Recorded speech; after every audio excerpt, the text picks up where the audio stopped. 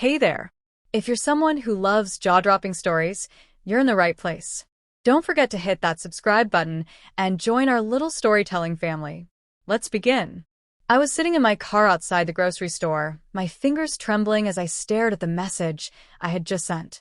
My stomach dropped instantly. The name at the top of the chat wasn't who I thought it was. I had messaged my best friend like I intended. I had sent it to my husband. With one accidental tap, I detonated my entire life. The message itself was short, simple, but damning. He's starting to get suspicious. I think I need to back off for a while. Last night was risky, but God, worth it. That message was meant for Mila, my best friend. She was the only one who knew about the affair, the only person I trusted enough to confide in. But in a rush of panic and guilt, I must have confused the contacts. Instead of sending it to her, I had sent it directly to the man I had just betrayed. The second the message was delivered, I scrambled to undo it. I tried deleting it, turned off my Wi-Fi, and even thought about ripping out my phone's battery, if that were still even possible. But it was too late. The receipt appeared only seconds later. I drove home in a fog, my hands numb, lips dry, breath shallow. I met Darren 10 years ago. Back then, we were broke grad students crammed into a dingy apartment with 3 other roommates. Our mattress was on the floor, and the fridge held more beer than food, but I was happier than I'd ever been. Darren made me laugh like no one else. He saw me when I felt invisible. For years, we were solid. But 5 years in, life grew heavier. Our careers pulled us in opposite directions. Darren was starting his own company, while I was climbing the corporate ladder at a marketing firm. We passed like ships in the night, exchanging quick pecks on the cheek and half-finished conversations. Somewhere along the way, we stopped really seeing each other. And then came Nolan. He was the head of an account I had landed, older, charming, and dangerous in a way that felt electrifying after years of predictability. I didn't plan on cheating.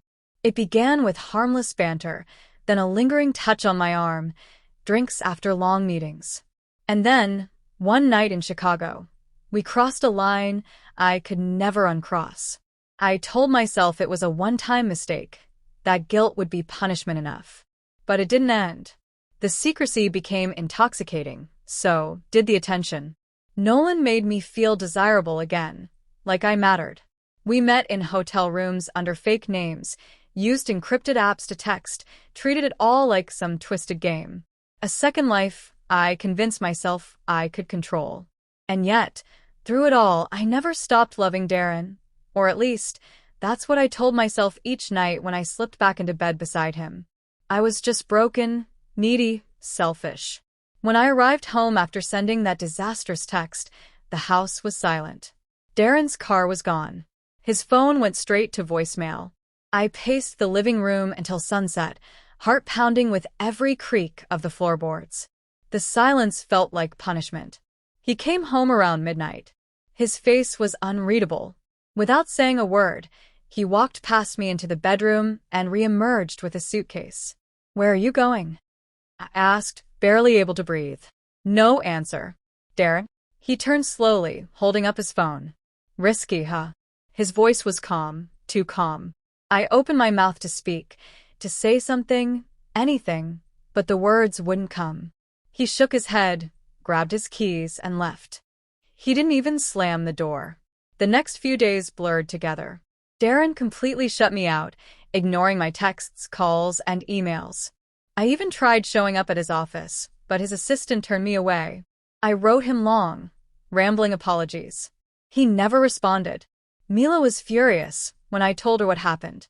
"You texted him," she groaned. "How could you mess that up?" I panicked. I whispered. "I thought he had found something." "Well, now he has." I ended things with Nolan immediately, blocked his number, told him it was over. His only response, "We both knew this would end messy. I hope it was worth it." It wasn't.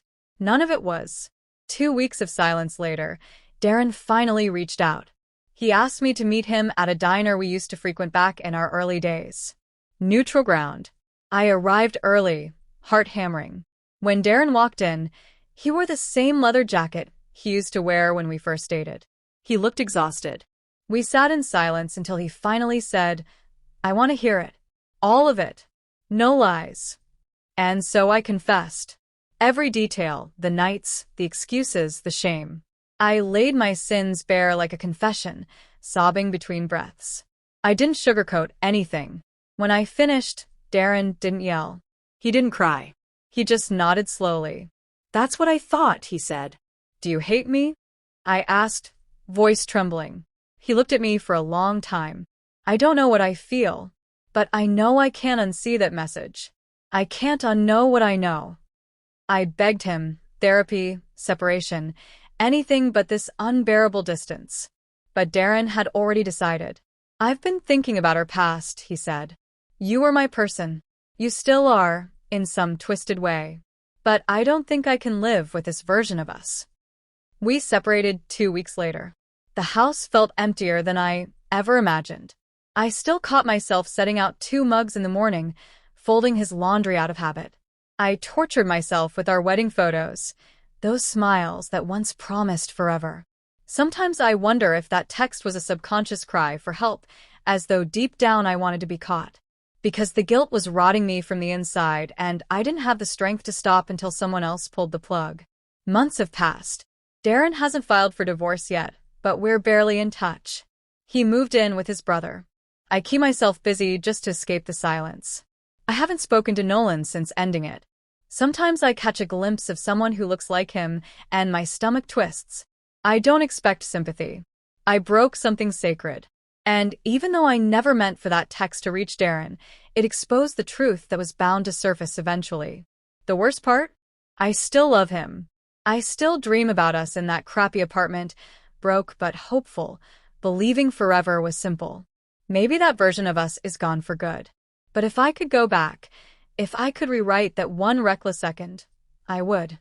Because the truth is, one wrong text didn't destroy my marriage. I did. Sparkles, that's the full rewrite, smoother flow, corrected grammar, no skipped scenes, fully original.